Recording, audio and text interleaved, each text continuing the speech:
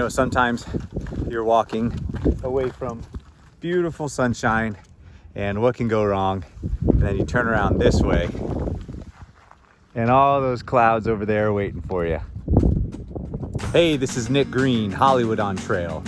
Everybody knows it rains on the Appalachian Trail, but just how much and what to do about it? Well, that's exactly what we're going to be talking about today.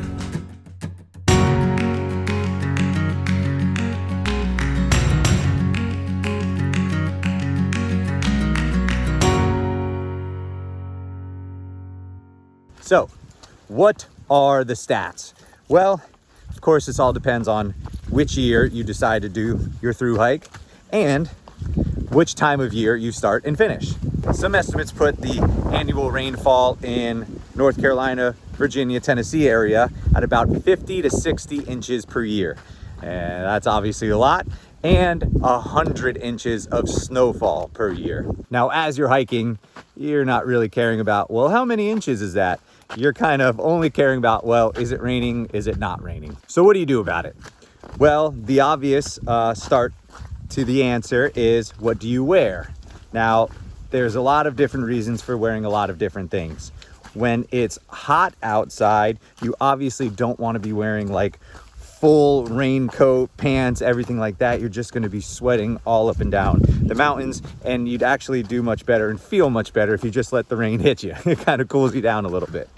I started the trail in May and it was still pretty chilly, and I started with one of those Frog Togs tarps that go like up and over your backpack, and I was super jazzed about it. I thought it was going to be a great idea to wear one of those. The problem is, first of all, it's super hard to get on yourself. I always needed like somebody else to kind of shimmy the tarp up and over my backpack, and then again it got really hot all the time, so it was kind of a constant battle, like, do I want to be wet or do I want to be hot? And I didn't really want to be either, but you kind of had to choose one. Once I got to Virginia and it started warming up a little bit, I decided no rain gear for me, so I got rid of the Frog Togs. I didn't send in for my raincoat just yet, and I just kind of embraced the rain, which was kind of fun. Again, it's hot out. You feel pretty good as the rain's coming down. Sometimes I just take my shirt off and walk around like that and pretend like I'm in a big old swimming pool or something. I definitely never wore any rain pants. Some people did, and they may have liked them just fine. Personally, I thought they were a bit superfluous and actually detracted from my experience. They made me really hot, and they were a pain to get on and off. I don't really care if my legs get wet. I feel like they dry pretty quickly anyway. And I wore a dry fit Nike type short, kind of like a bathing suit, so that dried pretty quickly also. Didn't really need the rain pants. I never wore them, even in the winter months. I say winter months, but I really just mean like May at the beginning and then September at the end, not really winter. So then September in New Hampshire and Maine rolled around and started getting pretty chilly. So I decided, you know what, I don't really want to walk around when it's raining without any shirt on or anything like that. And if you do wear your shirt and then it gets wet and you have to put it on the next day when it's cold, it's like the worst part of the entire day. It's just like in the morning, taking your warm sleepwear off and putting on your cold, wet shirt. Oh, it's the absolute worst. In any case, when it started getting a little more chilly, I decided, okay, I don't want to walk around without any rain gear anymore. So I tried a couple of different things. I tried a poncho that just like ripped, and I decided I did not want to go back to the Frog Togs because of the aforementioned struggles of putting it on. So I decided, you know what, why don't I just wear a regular rain jacket? So I sent home for my regular rain jacket, and that worked perfectly. So you might ask, well, why didn't you just wear that the whole time? It's a good question. However, I do think it still rings true that I would have just been too hot in July in Virginia and Pennsylvania, New York, when it was just so hot. I didn't want to wear anything that I didn't need to wear, including rain gear. Okay, in summation of clothing, for me, it just switched all the time. I think it probably behooves a hiker to know that you're not going to wear the same thing throughout the entire trip. So just plan on something a little warmer and more durable in the winter, and kind of not wearing anything in the summer. Shelters. Now, the year I hiked in 2020, it was a much lighter year on the AT than is typical.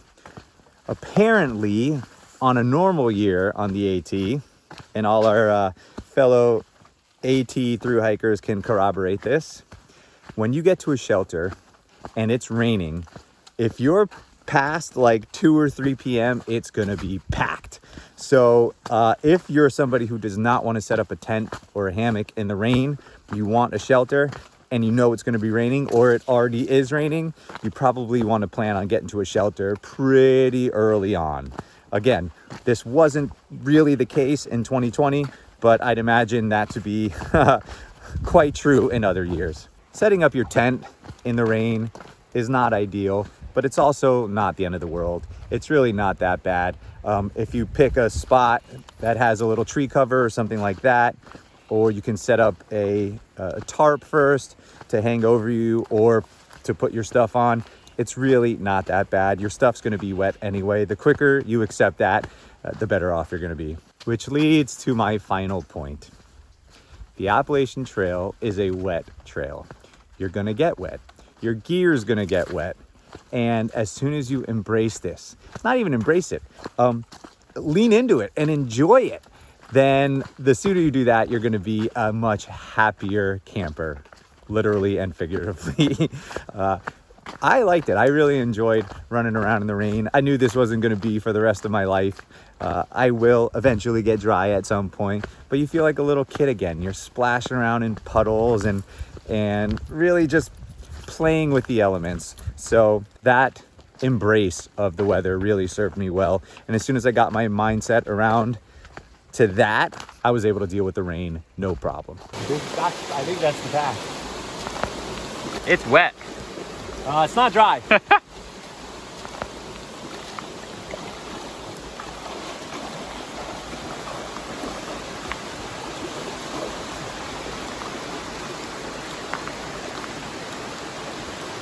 The scariest rain situation I ever had on trail was in Virginia, and I'm walking down the path, which was ostensibly a river at that point, and all of a sudden, boom, lightning struck, thunder sounded, felt like 100 feet away, maybe, and you know what, that might be hyperbole, but that's exactly what it felt like. It was right there. I saw it, I felt it in my bones.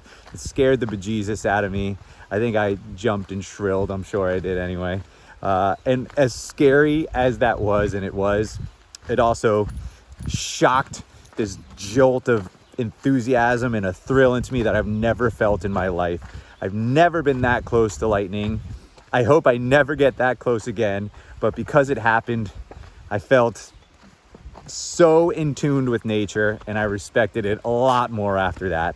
And it's pretty freaking wild. So there you have it. Rain is nothing to shy away from. It's gonna happen. Accept it, embrace it. Keep your wits about you and you'll be just fine. It can be a dangerous situation in terms of hypothermia, in terms of the lightning, like the story I just told. But at the end of the day, it's quite beautiful as well, and it's certainly part of the trail. So embrace it, have a wonderful time, and just remember, if you can't carry it in your pack or in your soul, you don't need it. Right, buddy? You gonna cross the river?